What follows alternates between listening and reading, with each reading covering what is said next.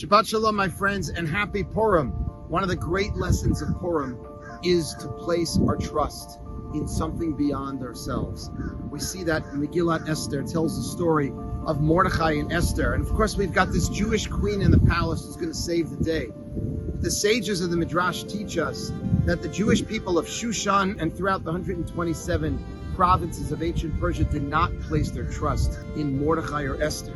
You see, they were skeptical of them because Mordechai, they were upset with, the Medrash says, because Mordechai would not bow before Haman and therefore placed the Jewish people in great danger. So they were upset with Mordechai and by extension Esther. So they didn't place their faith in them, they placed their faith in God.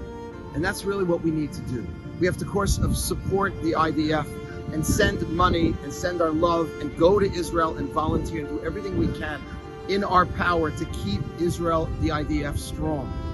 We have to continue to place our faith not in people, not in governments, and we shouldn't get upset every time we see something from the president or someone else that doesn't quite support what we want, because at the end of the day, this is all in Hashem's hands. And just like our ancestors placed their faith in Hashem, not in Mordechai and Esther, we need to up our spiritual game. We need to continue to pray and to daven and take on an extra mitzvah, because that can make all the difference, not just sending helmets to Israel, not just doing what the IDF needs, doing that, plus doing something religious and spiritual, like Esther Hamalka asked Mordechai, get the Jewish people to fast, do something special.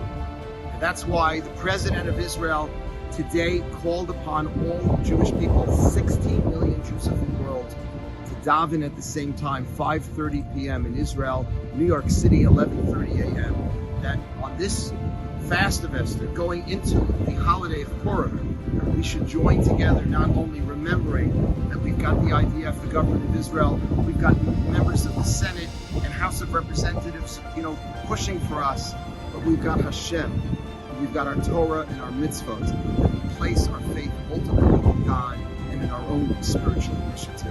I wish you and your families a Purim Sameach and peace and love in Israel.